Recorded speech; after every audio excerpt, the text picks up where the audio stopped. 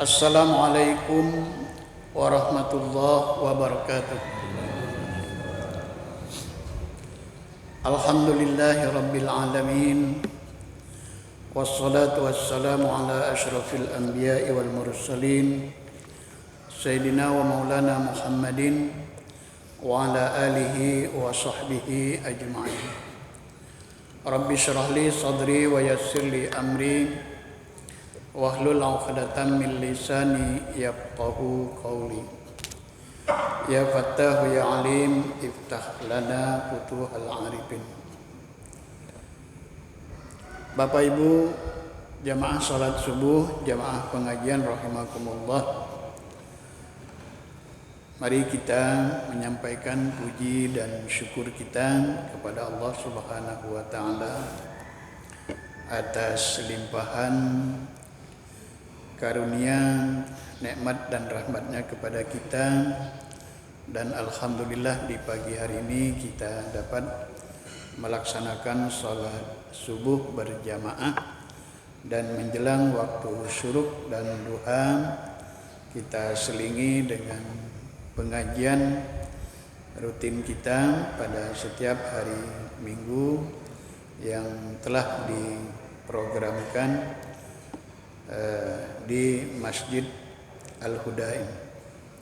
Salawat dan salam mari kita sampaikan, kita doakan kepada Nabi kita Muhammad sallallahu alaihi wasallam. Bapak Ibu jamaah sekalian yang saya hormati, pengajian kita pada pagi hari ini kita ambil dari surah Al-Ahzab ayat 4 dan ayat 5. Adapun masalah yang kita bahas seputar masalah pengangkatan anak atau tabanni dalam bahasa fikihnya. Ada istilah di kalangan suku Lembak, saya tidak tahu kalau di panorama ini, di Muara Lakitan dan Lembak sampai ke daerah Prabu Mulik, itu menyebutnya betoron. Saya tidak tahu kalau ini ada istilah betoron itu. Betoron itu artinya berketurunan melalui pengangkatan anak. Jadi, dan ini paling banyak pertanyaan masyarakat kita khususnya di Kota Bengkulu ketika masalah wali nikah dan masalah pembagian harta waris dan hal-hal yang berkaitan dengan pengangkatan anak itu. Karena dari pengangkatan anak, tabanni tadi dalam istilah fikihnya ada ilhaq. Ilhaq itu pengakuan.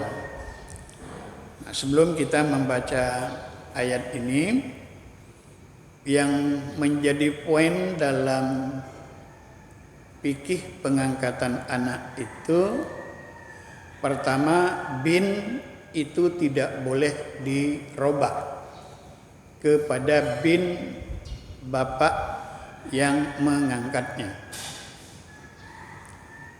Nanti dalam ayat dijelaskan. Yang kedua, anak angkat itu tidak mendapat harta warisan dan tidak saling mewariskan. Jadi kalau anak angkat itu yang meninggal, maka bapaknya yang mengangkatnya itu tidak menjadi ahli waris. Dan kalau bapak angkatnya yang meninggal, maka anak angkat itu tidak mendapat harta warisan. Kemudian yang ketiga, kalau yang diangkat itu adalah anak perempuan, maka yang menjadi wali nikahnya itu tetap kepada bapak aslinya.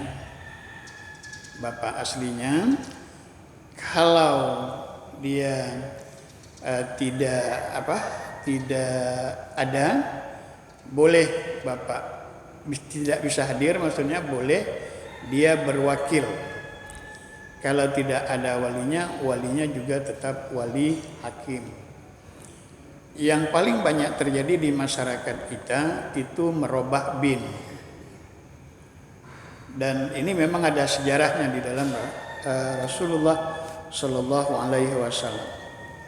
Maka kita baca surah Al-Ahzab ayat 4 dan ayat 5. Itu yang memegang mushaf, baik di HP-nya atau di mushafnya. A'udzu billahi minasyaitonir rajim. Bismillahirrahmanirrahim. Ma ja'alallahu lirajulin min qalbaini fi jawfihi wa ma ja'ala azwajakum allati tudhahiruna minkunna ummahatikum wa ma ja'ala ad'iyaakum abna'akum dzalikum qaulukum bi afwahikum wallahu yaqulul haqqa wa huwa yahdis sabil. Al-ayat. Jadi ayat 4 dan ayat 5. Nanti boleh dibuka, dibaca lagi. Terjemahan ayat itu, Allah tidak mungkin, ma ja'alallahu, Allah tidak mungkin memperlakukan pada seseorang di dalam kerongkongannya itu dua hati. Jadi tidak akan mungkin Allah itu membagi dua hati pada seseorang di dalam rongganya. Apa maksudnya itu? Kita dan Allah tidak mungkin memisahkan status seseorang di dalam hatinya itu, membuat dua pengakuan, anak aslinya, anak kandungnya, dan anak angkatnya. Itu tidak mungkin. Dan itu maksudnya tanggung jawab hukumnya. Jadi Allah tidak akan menjadikan dua hati dalam rongga seseorang. Oleh karena itu tidak boleh ada perlakuan lebih antara anak angkat dengan anak asli. Sekarang ini praktek, ada yang mau mengangkat anak itu seperti pesanan. Itu juga tidak boleh. Jadi ada pasangan suami istri mungkin sudah pesimis tidak mendapat keturunan anak, dia nitip ke orang lain, mesan kepada orang lain, kalau nanti ada anaknya yang lahir, maka saya akan mengangkat anak itu. Jadi pengangkatan anak itu tidak boleh semacam seperti pesanan seperti itu, karena tidak tahu status seseorang itu. Pengangkatan anak itu dibolehkan di dalam Islam. Dibolehkan dalam Islam, tetapi melalui proses hukum dan hak-haknya, pengakuan hak-haknya harus jelas. Nah, itu diantaranya tadi. Jadi kalau sekarang ini di Indonesia, pengangkatan anak itu harus tercatat. Jadi melalui proses pengadilan. Dan nanti akan ada surat akte anak angkatnya. Kalau dalam hukum adat itu hanya pengakuan saja. Pengakuan, sehingga ketika nanti anak itu sudah baligh, sering hak-haknya itu, pengakuannya itu dilupakan dan disalahgunakan. Jadi kalau ada pengangkatan anak, setelah anak itu baligh, itu harus dijelaskan. Jangan menjelasnya ketika mau akad nikah. Kita punya pengalaman di Bengkulu, itu ada yang ketika mengakad nikahkan anak angkatnya, baru dijelaskan. Sampai hari itu anak itu tidak tahu siapa bapaknya. Dan mau dijadikan wali itu bapak angkatnya, maka nikahnya tidak sah. Nah, ketika dijelaskan, maka anak itu shock, pingsan. Akhirnya akad nikahnya batal. Jadi seakan-akan hati anak yang perempuan yang diangkatkan tadi itu tidak percaya kalau itu bukan bapak aslinya. Yang salah siapa? Kita. Jadi kalau di masyarakat kita, apakah itu melalui proses hukum adat? Kalau hukum adat kan hanya sebatas penjelasan tentang adat tabani itu, mengangkat anak itu, dan ada upacara-upacaranya. Jadi di suku Bugis juga berbeda adatnya, di kalangan suku Batak juga berbeda. Saya belum tahu persis kalau kita di adatnya di suku Lembak itu bagaimana. Tetapi ada proses adatnya. Apakah yang disebut dengan istilah betoron tadi?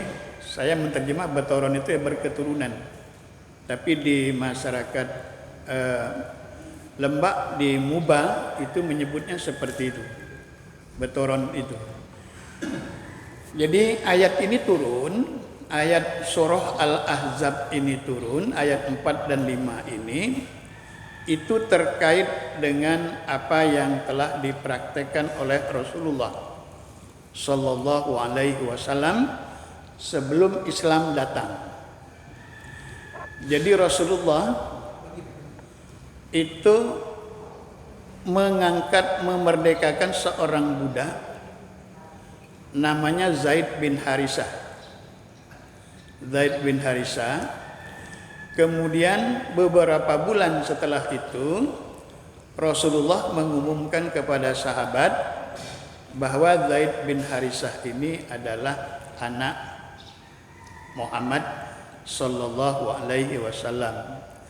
Maka oleh sahabat binnya disebut dengan Zaid, bukan lagi Zaid bin Harisah, tetapi Zaid bin Muhammad. Maka turunlah ayat ini. Setelah ayat ini turun, maka Rasulullah kembali mengumumkan, menjelaskan hukum kepada sahabat bahwa Zaid ini adalah statusnya anak angkat. Jadi kembali lagi binnya Zaid bin Harisah. Bahkan dalam cerita selanjutnya, istri dari Zaid bin Harisah itu bernama Zainab. Dan Zainab itu dinikahkan oleh Rasulullah Sallallahu Alaihi Wasallam. Jadi pengangkatan anak itu tidak boleh merubah bin. Binnya tetap kepada bin bapak aslinya atau bapak biologisnya. Kalau yang diangkat itu anak laki-laki, maka status ibu itu tetap status bukan muhrim. Jadi tidak boleh ibu angkatnya itu sembarangan misalnya membuka aurat dan ya dianggap orang asing. Jadi dianggap orang asing. Termasuk yang diangkat itu laki-laki misalnya kepada ibunya, dan yang diangkat itu perempuan, maka bapaknya statusnya muhrim. Jadi tidak seperti anak yang biasa. Itu yang harus diingat dan dijaga. Apalagi anak angkat itu sudah balik. Jadi perlindungan anak angkat itu yang diutamakan sebelum dia balik. Sama dengan anak yatim. Anak yatim itu kalau dia sudah balik, maka status keyatimannya hilang. Status keyatimannya hilang. Kalau dia sudah balik. Nah, apa yang dibantu, dilindungi oleh kita, itu statusnya adalah saudara sesama muslim. Sama seperti anak angkat tadi. Jadi tidak boleh merubah bin. Kalau nanti ada harta warisan, dia hanya boleh menerima wasiat wajibah namanya. Wasiat. Dan wasiat itu tidak boleh melebihi dari 1/3 harta warisan itu. Kalau lebih dari 1/3 itu otomatis batal. Nah, ini terjadi di masyarakat kita. Ya, karena mungkin dia membedakan anak asli dia yang mungkin dianggap kurang taat misalnya, sehingga anak aslinya dapat lebih sedikit dari anak angkatnya. Dan itu kalau diproses secara hukum juga salah, dan dalam agama juga salah dari harta warisan itu. Jadi kita sama-sama menjelaskan kepada masyarakat yang punya anak angkat, ya, itu status hukumnya, status hukum atau pengakuannya tadi. Jadi begitu ayat 4 dan 5 ini turun kepada Nabi Muhammad, karena surah Al-Ahzab ini termasuk surah yang paling banyak mengatur tentang kehidupan keluarga, terutama objeknya kepada Rasulullah Sallallahu Alaihi Wasallam. Salah satunya adalah anak angkat tadi. Jadi tadi kata Rasulullah, tidak mungkin Allah itu menjadikan seseorang itu menjadi menjadi dua hati. Nah, itu tentang anak angkat. Ma ja'ala azwajukum allati tudzahiruna minhunna ummahatikum. Nah, ini satu juga. Bagi seorang suami tidak boleh menyerupai istrinya seperti ibunya atau seperti anak perempuannya. Jadi misalnya dia bilang kepada istrinya, mata kamu itu seperti mata ibu saya, punggung kamu seperti punggung ibu saya. Itu namanya zihar. Jadi zihar itu kalau kifaratnya tidak dibayar, dia bisa jatuh tolak. Terkali kalau dia sudah bayar kifarat. Jadi kifarat zihar itu pertama dia memerdekakan seorang hamba kalau ada, kalau tidak dia berpuasa 2 bulan berturut-turut seperti orang yang melanggar ketika puasa Ramadan melakukan hubungan suami istri. Maka kifaratnya, dendanya, dia harus berpuasa 2 bulan berturut-turut dan tidak boleh kelam. Neman juga itu 2 bulan. Sarai ditahan gitu kan. Puasanya 2 bulan. Yang ketiga memberi makan fakir miskin sebanyak 60 orang. Nah, itu. Jadi di zaman Rasulullah, bahkan sebelum Islam, zihar itu menjadi praktek cara merendahkan martabat perempuan.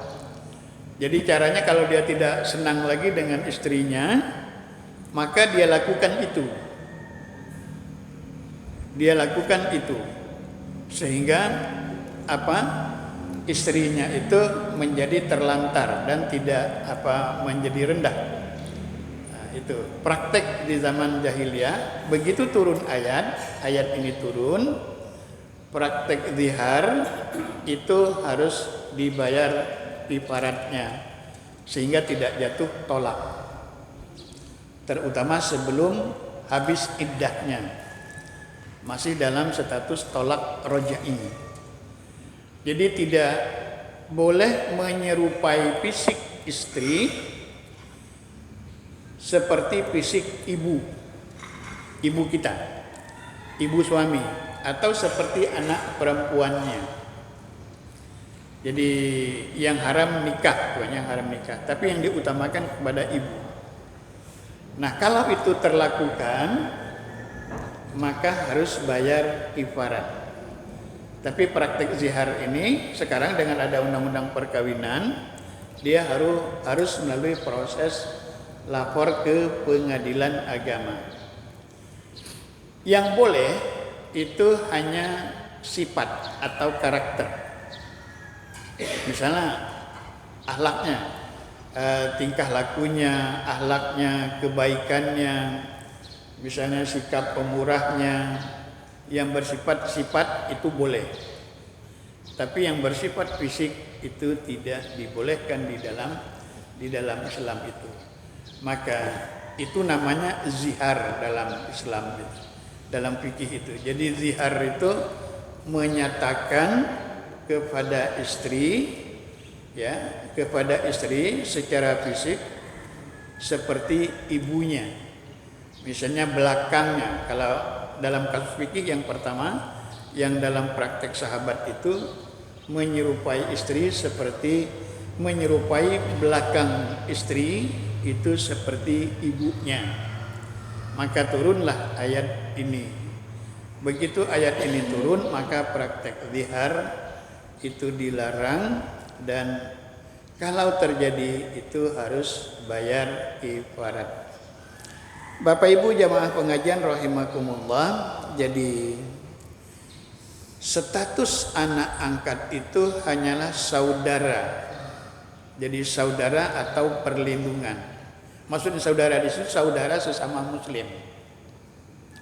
Hukumnya tidak harus diperhatikan tadi. Pertama tadi masalah wali nikah, dan ini yang banyak terjadi di masyarakat kita. Kemudian masalah harta warisan.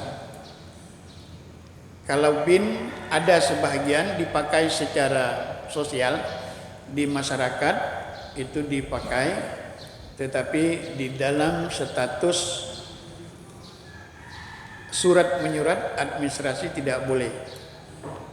Sekarang banyak LSM yang ketika yang banyak terjadi ini adalah ketika anak yang dilahir itu anak dalam kondisi terlantar. Kondisi terlantar, misalnya ada yang di luar nikah. Kalau di luar nikah itu binnya, kalau bapaknya tidak diketahui, maka binnya dinasabkan kepada ibunya. Jadi di akte kelahirannya itu binnya bin ibu, karena bapak biologisnya tidak ditemukan. Ini banyak terjadi dalam bahasa keren itu incest. Incest itu anak lahir tanpa bapak, tidak diketahui bapaknya. Anak yang terjadi di luar nikah, maka ketika mengurus akte kelahiran, maka binnya dinasabkan kepada ibunya. Nah, itu.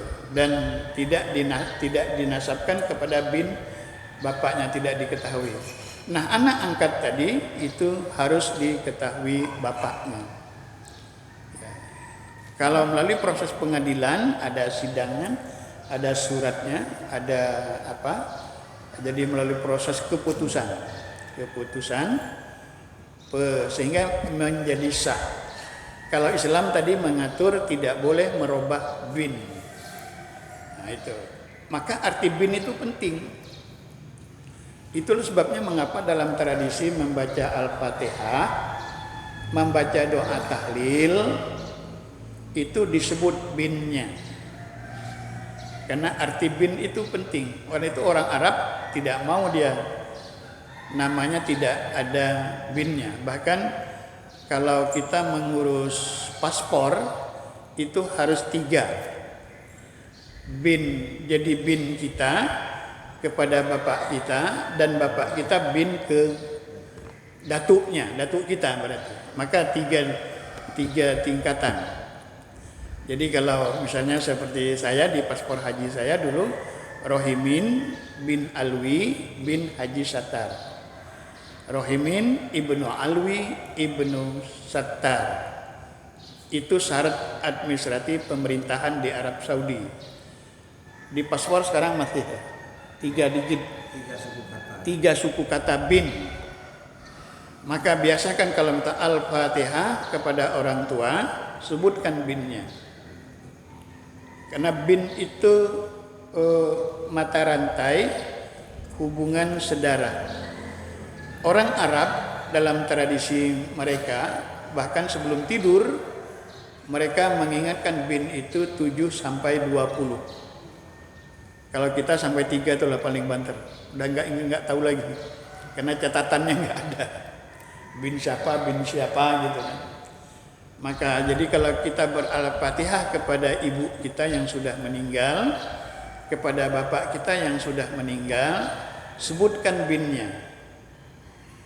Maka ini yang dimaksud dengan mengapa fikih anak angkat itu tidak bisa dirubah binnya itu kepada bin bapak angkatnya. Walaupun mungkin di Dukcapil mungkin karena tidak diketahui bisa saja terjadi. Maka kalau sudah ditemukan, maka dia gugur, harus dirubah. Maka ketika ke pengadilan agama, maka otomatis dirubah kepada bin aslinya itu. Jadi sama dengan seperti Rasulullah tadi. Haris bin Harisa, bapaknya Harisa. Haris itu bapaknya Harisa. Kemudian dia menjadi budak, dimerdekakan oleh Nabi. Maka Nabi mengumumkan bahwa Harisah ini anak angkat saya, maka menjadi Harisah bin Muhammad. Begitu ayat ini turun, Rasulullah menyampaikan kepada sahabat bahwa Harisah ini, Aba Zaid ini adalah bin Harisah, bukan bin Muhammad. Itu praktek fikihnya. Ya, maka apakah boleh bapak angkat menikah dengan mantan istri anak angkat? Boleh. Dia tidak ada hubungan. Ya. Dalam adat pun ada tradisi itu. Tradisi. Jadi karena dia bukan hubungan keturunan. Nah itu. Ya, artinya menikahi janda. Jadi ketika Harisah itu meninggal, istri Harisah itu meninggal, maka dinikahin Zainab namanya oleh Rasulullah. Oleh karena itu janda, nah ini jadi cerita janda. Janda itu ada yang karena cerai suami, namanya sikok. Jadi cerai, suaminya masih hidup, itu namanya cerai sikok. Karena cekcok dalam rumah tangga, maka cerai. Ada janda yang karena suaminya meninggal, maka yang diutamakan untuk perlindungan terhadap janda itu adalah janda yang suaminya meninggal. Nah itu. Jadi kalau mau pilih janda yang suaminya meninggal. Jadi ya gitu. Jadi bukan itu kalau pilih-pilih dalam makanya dulu waktu Pak Wali Kota kita ada program penyantunan janda. Saya telepon, ada kriterianya Pak Wali. Janda itu janda yang syikok karena perpecahan dalam rumah tangga dia cerai, dengan janda yang meninggal suaminya. Maka harus ada skala prioritasnya kalau program itu terjadi. Jadi ya, dan ini kaitannya masih dengan anak angkat tadi. Anak angkat ada yang berlanjut kepada anak sesusuan. Nah, karena dia ngangkat anak, ibunya masih produktif sedang menyusui, kemudian dia menyusui kepada ibu angkatnya, maka statusnya tidak lagi menjadi anak angkat. Dia anak sesusuan. Kalau anak sesusuan sama dengan muhrim. Tidak boleh nikah, tidak boleh sama, jadi tidak berbeda dia dengan anak angkat. Maka harus diteliti juga kalau yang biasanya kalau ada orang yang konsultasi bertanya ke saya mau ngangkat anak, bagaimana? Ibu masih produktif menyusui. Kalau ibu masih produktif menyusui, kalau nanti tersusu oleh ibu, maka dia statusnya menjadi anak sesusuan. Rodo'ah. Kalau anak sesusuan sama dengan anak asli. Nah itu akibat air susu itu membuat status hukum itu menjadi meningkat. Arti penting dari air susu ibu itu. Jadi kalau sudah 3 kali mengenyangkan, maka dia statusnya anak sesusuan. Mana ukuran mengenyangkannya itu?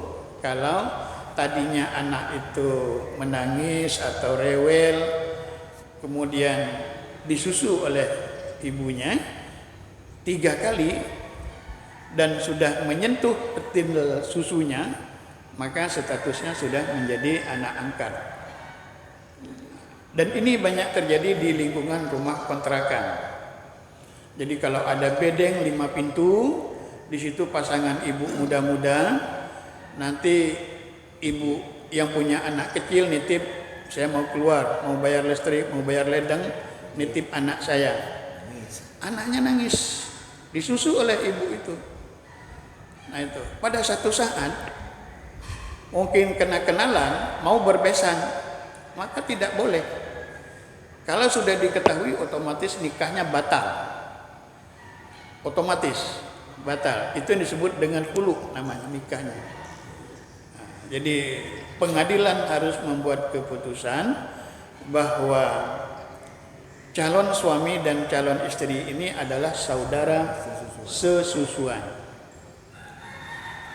Jadi luar biasa, dari air susu ibu itu berakibat kepada hukum itu. Jadi bahkan menurut Imam Syafi'i, sekalipun tidak mengeluarkan air susu, karena ternyata anak itu, ini ibu-ibu yang tahunya, walaupun belum keluar air susunya, nempel saja mulutnya situ sudah sepi, karena ada keteduhan, ada kedinginan. Makanya kalau ragu ditempel saja, walaupun air anak itu menjadi sepi.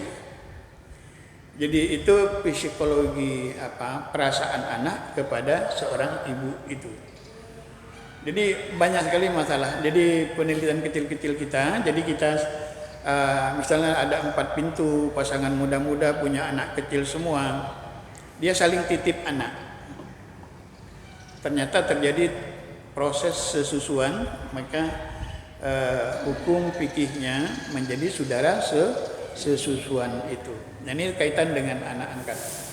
Bapak Ibu jemaah sekalian, nanti kalau tentang anak angkat ini ada masalah nanti boleh ditanyakan, karena ini menyangkut masalah hukum. Jadi ayat ini surah Al-Ahzab ayat 4 dan 5 ini sekaligus menegur praktek yang terjadi pada Rasulullah, dan Rasulullah langsung menyampaikan kepada sahabat tentang status anak angkat itu. Jadi jangan dijelaskan setelah dia dewasa. Kalau anak itu sudah baligh dan diperkirakan dia sudah mengerti, harus dijelaskan bagaimanapun caranya. Jangan sudah mau menikah baru dijelaskan, karena itu bisa membuat mental anaknya itu down. Itulah pentingnya baligh, termasuk anak yatim. Kemarin dari Basnas itu berkonsultasi nanya bagaimana Pak Prof tentang anak yatim. Kalau kalian menyalurkan zakat kepada anak yatim, maka cari yang belum baligh. Jadi status keyatiman itu sesungguhnya sebelum baligh. Kalau dia sudah baligh, nanti statusnya bukan anak yatim lagi dalam hukum. Nah, itu.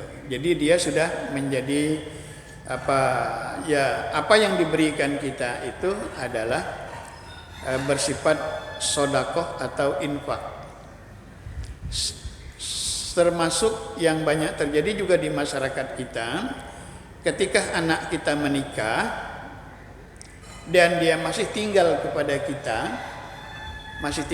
kita, makan, minum sama kita, maka itu statusnya bukan nafkah, tetapi infak, sedekah. Oleh karena itu kepada anak juga harus dijelaskan kepada anak kita, apalagi bertahun-tahun kan kita kalau sudah dalam rumah itu sudah tidak mempersoalkan secara sosial, secara keluarga. Tetapi status pemberian, apakah itu suami, maka dia bukan infak, dia harus meninfak kepada istrinya. Nah, kalau dia perempuan, maka yang harus menginfaknya itu adalah suaminya. Jadi yang diberi oleh bapaknya, ibunya itu bukan nafkah. Karena akibat mengabaikan nafkah antara suami istri itu bisa perkawinan, pernikahan yang tidak bertanggung jawab, dan akibatnya itu akibat hukum. Itu sebetulnya. Jadi maka seorang laki-laki itu dianggap dia itu imam ada dua hal. Pertama, memang dia statusnya imam. Yang kedua, karena dia mampu menafkahkan istrinya. Jadi karena dua itu, maka seorang suami itu dia dianggap sebagai imam keluarga. Kalau dia tidak mampu memberi nafkah kepada istrinya, maka dia tidak dianggap sebagai imam dalam keluarga itu. Oleh karena itu Allah melihat kita tuh bertanggung jawab atau tidak. Kajian sufinya, kajian tasawufnya menyangkut kepada rizki keluarga itu. Jadi harus, kalau misalnya kita meminta anak kita tinggal kepada kita, itu harus dijelaskan tentang nafkah. Karena nafkah itu wajib. Nafkah itu wajib bagi suami itu. Jadi itu hukumnya dulu, masalah ininya nanti. Oleh karena itu dulu ya saya mengambil kebijakan waktu menjadi ketua STAN, kalau ada pasangan suami istri, saya tidak membolehkan, tidak menandatangan kalau ada pinjaman di bank itu potongannya gaji suaminya. Karena kenapa? Dalam keluarga itu kewajiban nafkah itu adalah suami. Maka suami pun tidak boleh mempertanyakan kalau dia bekerja gajinya berapa, duitnya berapa. Yang boleh itu dalam status sosial keluarganya saja. Nah, gitu. Maka bahkan Imam Maliki lebih keras lagi. Tidak boleh seorang suami itu hidup maka ngambil nafkah dari istrinya. Nah, kira-kira begitu. Sebenarnya hukum itu mengapa harus dijelaskan agar jangan sampai itu menghalang rezeki. Karena kita tidak bertanggung jawab. Nah, bagaimana kesepakatan itu beda. Itu sudah budaya, sudah adat, sudah tradisi kita. Nah, tetapi satu hukumnya dulu dipegang. Bapak Ibu jamaah sekalian rahimakumullah. Jadi panggillah dalam ayat itu kata Al-Quran, panggillah kepada kepada anak angkatmu itu adalah saudara sesama muslim. Jadi tidak bapak. Apalagi kalau dia sudah baligh. Jadi ayat Al-Qur'an menjelaskan, wa ma ja'ala adiyaukum abna'akum zalikum qaulukum. Jadi sebutan anak angkat itu hanya ucapan mulut. Ucapan mulut kita. Ucapan mulut kita bahwa itu anak angkat. Tetapi tadi statusnya harus dijelaskan. Bapak Ibu jamaah sekalian rahimakumullah, mungkin ini materi kita. Kalau ada misalnya ya mungkin saya juga minta informasi di masyarakat itu bagaimana sehingga kita bisa menjelaskan status hukumnya. Dan materi ini paling banyak juga diminta oleh jamaah pengajian tentang status anak angkat dan akibat hukum dari anak angkat itu. Terutama masalah waris tadi. Yang banyak ya kalau sudah masalah waris kan itu banyak. Jadi pertengkaran, bagi cekcok, dan yang boleh tadi adalah wasiat, dan wasiat itu tidak boleh lebih dari 1/3. Mungkin itu pengajian kita pada pagi hari ini. Mudah-mudahan bermanfaat. Di kesempatan lain nanti bisa kita jelaskan hal-hal yang terkait dengan ini. Yang terkait dengan ini adalah tentang li'an. Li'an itu seorang suami menuduh atau tidak mengakui anak yang dikandung atau anak yang sudah lahir. Maka itu tidak boleh dalam Islam. Harus dibayar kifaratnya. Kalau kifaratnya tidak dibayar, maka dua pilihan, harus cerai atau bayar kifarat. Nah itu termasuk ilah. Ilah itu seorang suami bersumpah dia tidak akan memberi nafkah. Maka ada kifaratnya juga. Termasuk sumpah nanti. Nah gitu. Baik Bapak Ibu jemaah sekalian, rahimakumullah, lebih kurang mohon maaf. Wassalamualaikum warahmatullahi wabarakatuh.